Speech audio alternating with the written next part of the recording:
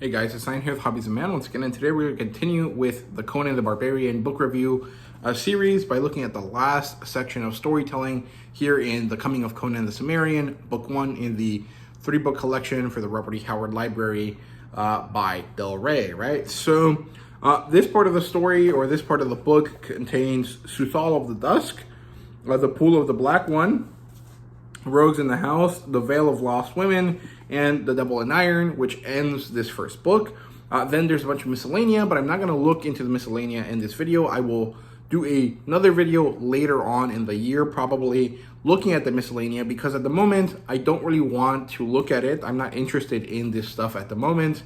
And so I want to move on to Cole, and I don't want to basically waste time, which it's not really wasting time, but it is kind of like not putting my time and effort into what I'm really interested in at the moment, so I will not look at the miscellanea here. But these 5 stories are quite good, and I really recommend you guys check out this book. So, yeah, overall, I liked all of these stories. However, the Veil of the Lost Women was a little bit weird. It felt kind of like off. It felt like there was an issue with characterization for Conan in this book. So I will kind of go over each story here sort of quickly, right? So let's look at Suthal of the Dusk. This one is a pretty cool story.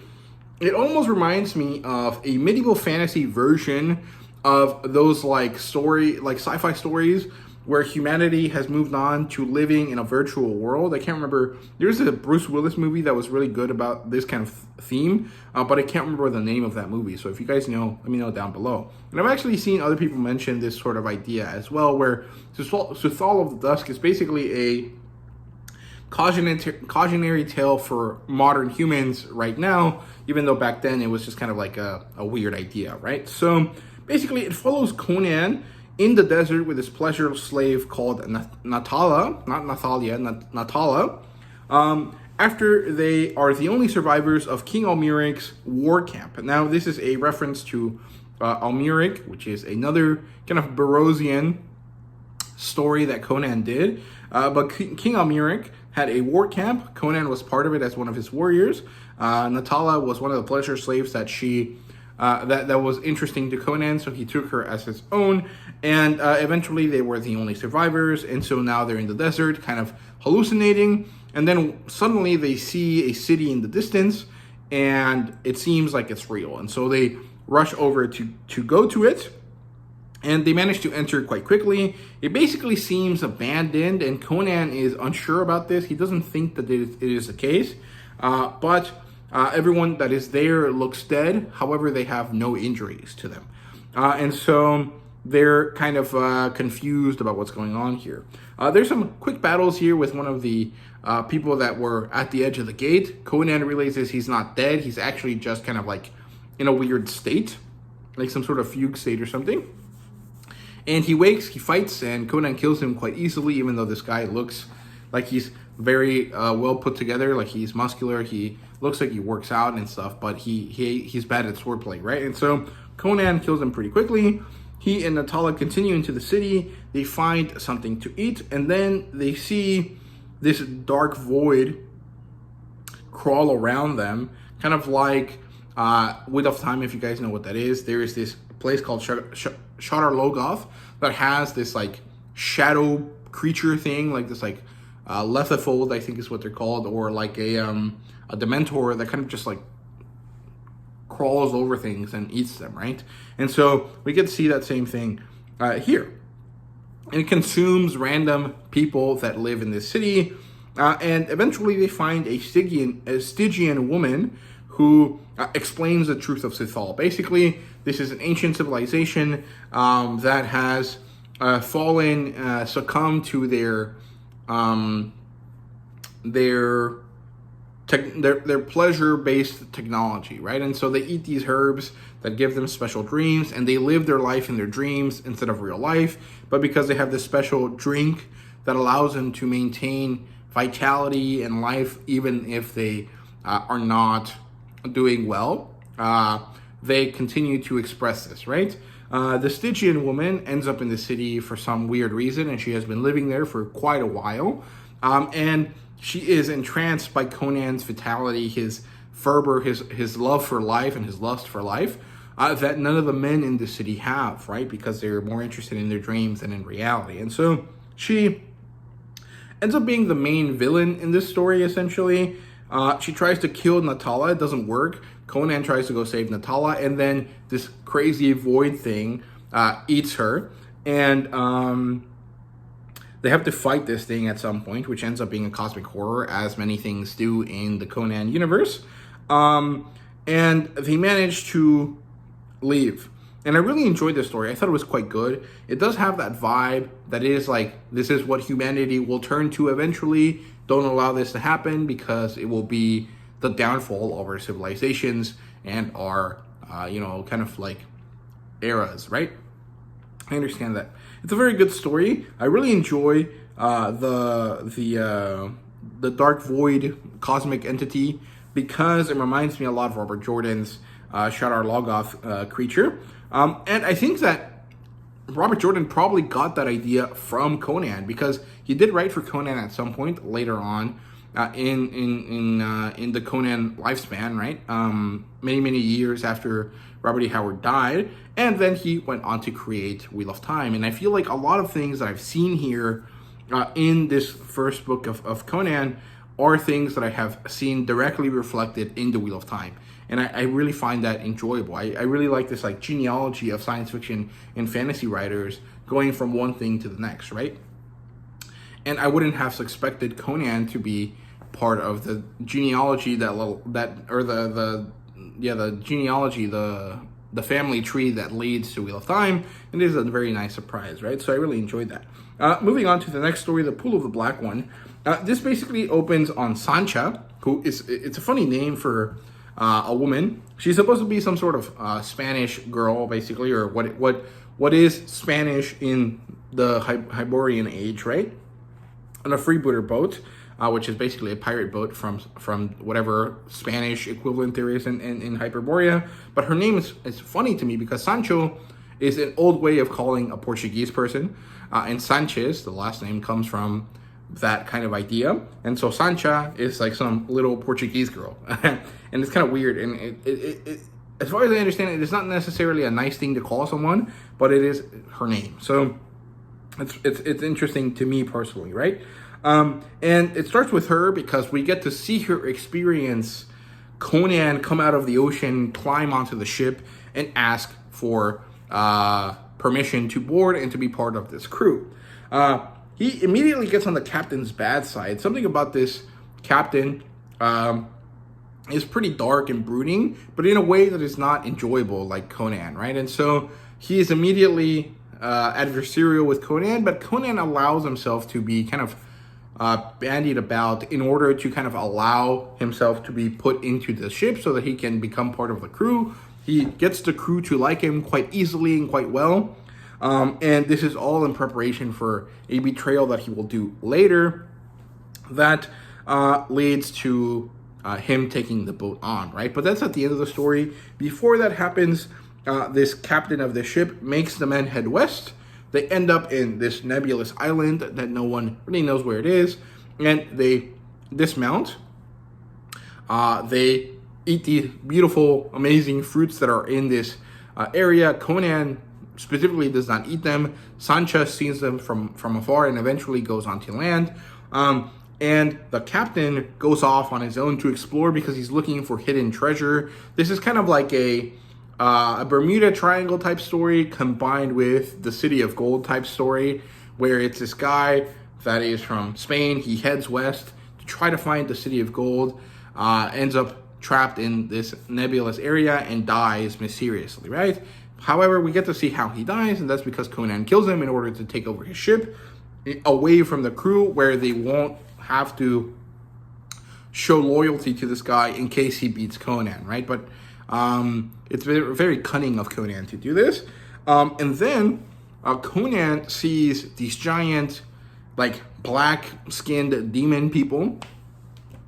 Actually, the ones on the cover here, right there, take some people that have fallen asleep on the beach, right? And so he follows them. He figures out what's going on. He sees that these demon people throw humans onto this this little pool, this green pool of something, and it turns them into little like play pieces, and it's horrifying. And Conan feels fear, which is something that I don't really remember being like shown often.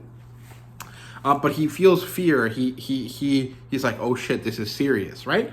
And so from there, Conan finds himself fighting these things. He finds Sancha, and he asks her to wake the other men so that they can fight off these demon people and so that they can escape. And so we get to see this really cool battle here. I'm not going to really mention because I think that those are the important parts, the fun parts, and I don't really want to spoil them too much. But he eventually survives. They manage to get away, and Conan is now the captain of the ship. It ends with him laughing maniacally at the crazy things he's experienced, and off into the sunset to more adventures. And I really enjoy that, actually. I like how ridiculous and crazy Conan is. His lust for life is really, really appealing and fun to see, right? So yeah, that's it for that. Rogues in the House is the next story here, and basically this is a story to talk about where normal humans from the modern world are, basically. And the reality is that at this point in time, the Hyborian era, they are still only like Australopithecus, basically. So they're like monkey people, right? And the way that we find out about this is because there's this red priest dude in the city who is messing with this young lord called Murillo. And Murillo gets mad. He's like, okay, I'm going to kill this red priest. So he goes and finds Conan at a prison. He tasks him with assassinating Nabonius, which is the priest. And something goes wrong. Conan doesn't seem to escape on time, and so Murillo goes to kill the priest himself. However, he gets trapped somewhere that he's not supposed to because he gets scared when he sees the red priest actually be a monkey. And so Conan ends up saving him. And then it turns out that the monkey person is not actually the priest, but rather this character called Thok, who is the priest, basically like his pet. And he's interested in this beast because it is almost human. It has intelligence and the ability to learn and this interest in being a person, but it isn't quite there yet. And he speculates that in the many years to come, they will eventually become like humans. And so this is basically what we are in the Hyborian age, right? Like us humans are basically monkey people in the Hyborian age, which is pretty interesting. I really find that enjoyable. And it also brings up this idea of like weird creatures, like men that turn into wolves and stuff. I enjoy that. I'm curious to see if Conan ever actually fights a werewolf. That would be really awesome. But I don't think that he does at any point in time. At least I don't know that it has ever happened. And so eventually Murillo, Conan, and the Red Priest manage to climb back up into the office, get rid of the monkey person, and then when the Red Priest is about to betray Conan and Murillo, Conan kills him quite easily, and so he and Murillo get to escape freely, right? And overall, good story. I really enjoyed this one for telling us where humans, like you and me, are in the Hyborian age. I thought it was fun and interesting, but it is not necessarily a super great story, in my opinion. It's good. Like, it's part of the whole book, and it is on par with the worst stories here, which are significantly better than many other stories that I've read, but it is not my favorite. I really enjoyed Tooth of the Dusk. I found Pool of the Black One to be enjoyable for some parts and not so enjoyable for other parts, especially because the Pool of the Black one, that definitely come off a lot more racist than some of the other stories. And that gets compounded with The Veil of the Lost Women, which is the next story here. And so that story follows Livia, who is an Ephorian. So basically, Olivia and Ephorians are Greeks. So she's this little Greek young woman who is shocked at her brother's death. He's dying right in front of her. And she can't do anything about it. She's trapped by these black tribesmen. And Conan finds her here after he marches into the camp to try to make a deal with this the leader of this black tribe, and she asks Conan for help. She says, I'll do anything. I'll give you my body. You know, do what you want with me. Just save me from this place. And Conan is like, I understand your question and your desire, but you don't like have any power, right? And I found that to be really interesting. He disabuses her of her notions of power. He tells her that he could take her with no problem, and no one would bat an eye because the tribesmen don't really respect her as a person. However, he does. He says that he is very interested in consent from women, even though that has been proven to not be true multiple times throughout the story, throughout the stories in this book, and that he will take her because he doesn't want another white person to feel the issues that come with being a prisoner, right? And so this is weird. It doesn't really feel in character, both the thing about consent, which Conan has not really proven himself to care too much about. I mean, like, he never, like, you know, R-words anyone. I gotta be careful with what I say on YouTube a little bit, but he never does that specifically. But, you know, in The Frost Giant's Daughter, he comes close. And then there's many times where women are, like, not interested in him, or play that they're not interested in him. He kisses them, and then they fall into his arms. And so that's not really consent. That's more like, well, it's okay because she liked it in the end. And that's not actually, like, correct, right? And so him being like, no, I only do that to women that have consent, that have consented, is really weird. This whole story feels like Conan isn't really the character that he is. Like, it feels off character. It's kind of weird. I don't know why that is. Maybe it says so, and maybe it explains it in the miscellanea, but I'm not really sure. But anyway, he moves on. He helps the girl escape, and then when she realizes that she might actually have to pay him with her body, she escapes herself. She goes into this valley, filled with beautiful white flowers, and when she's there, she finds these beautiful naked women who are basically like sirens.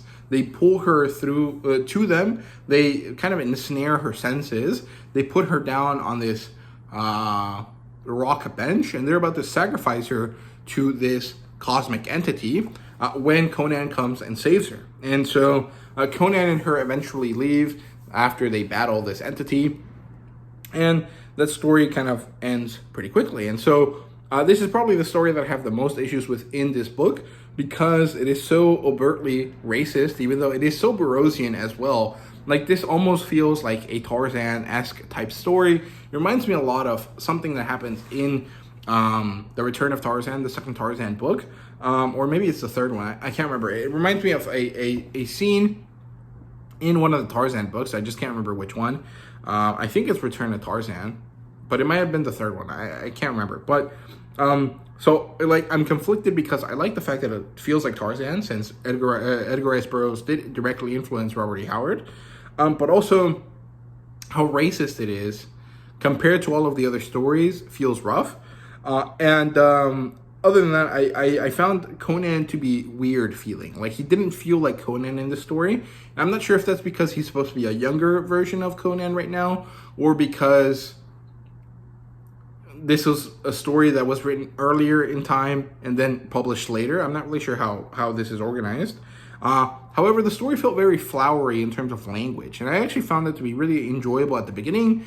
And then when the story unfolded, I felt kind of like lost. Like, it felt like Robert E. Howard was trying to make this story much more poetic sounding to kind of avoid or kind of make you not notice some of the other issues that come with the story. So that kind of sucks. But yeah, overall, not my favorite story. It was fine. It has some interesting imagery, and this would be a really good story for a comic book, but I don't think that it is, like, good in prose, right? So yeah, and then that finalizes with The Double and Iron. This is the last story here, where basically there's this little weird island in whatever is the Hyborian Middle East.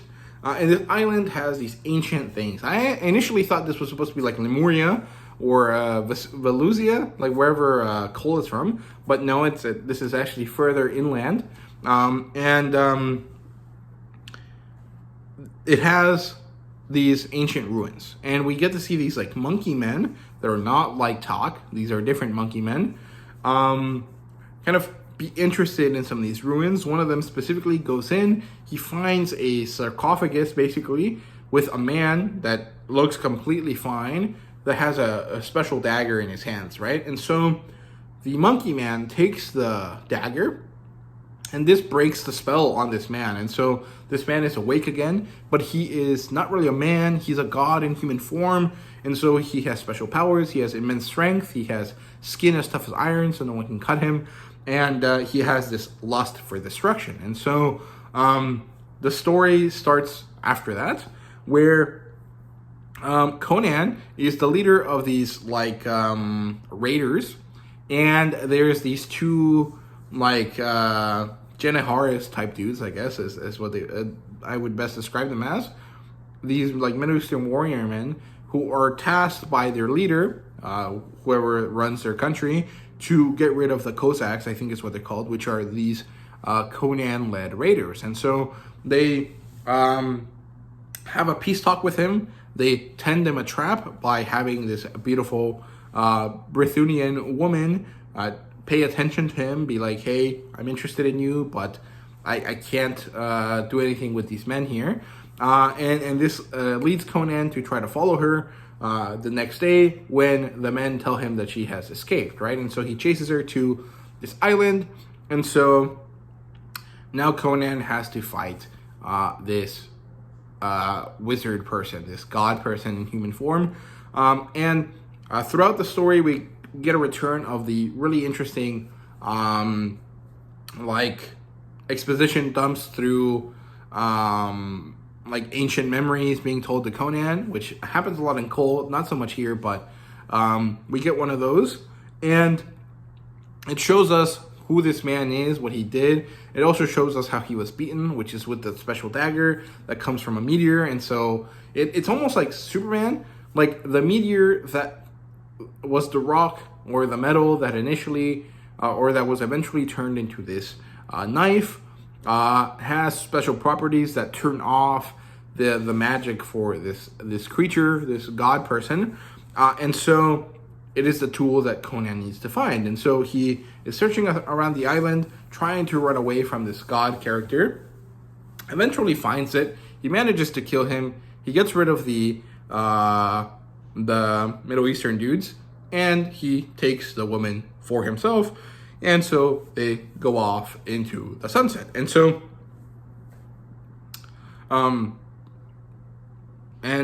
ends the story of Conan, at least for now, in this first book. And overall, I liked it. I thought it was great. I can't really think of too many stories, that I didn't like in this book. The Veil of Lost Women is not my favorite. It is definitely the worst one, but it is not significantly horrible. Like, half of the issues that I have with it are because of when it was written, which is something that I try not to hold against the books that I read. Otherwise, I wouldn't be able to read most of the books, right? Most of the books that I like.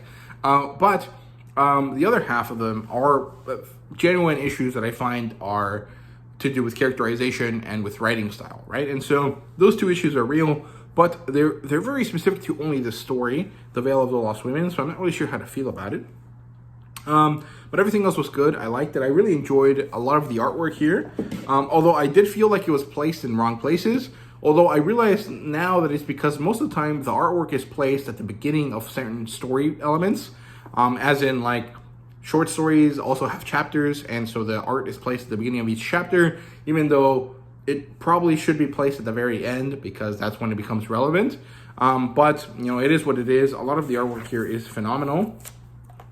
And I like it a lot. I think that overall, this was a great book. I wish that there was hardcover editions of this that were treated better, that had better quality materials to them, because even though these books are good, and they have pretty minimal issues when it comes to the spine, like these open very, very well, this is not really a collector's item, and I think that it should be, and I'm kind of upset that there isn't like a proper Conan the Barbarian collector's book, right? I mean, there are, but they're out of print, or they're hard to get because they're from the UK and it's hard to get them here in the US, right? There's this really nice Spanish edition, that is coming out currently that looks amazing, but it's probably going to be like $60 to get it imported, and I don't want to pay that kind of money, right? So I'm kind of sad about that, the reality of that. But this is a great book series. I recommend you guys get it if you're interested in Robert E. Howard and the origins of Conan. And that's it for now. I will have one more review going to do with this book, which is the Miscellanea. However, I will not do that until probably later on in the year. So thank you guys very much for watching. I hope you guys enjoyed, and see you guys later.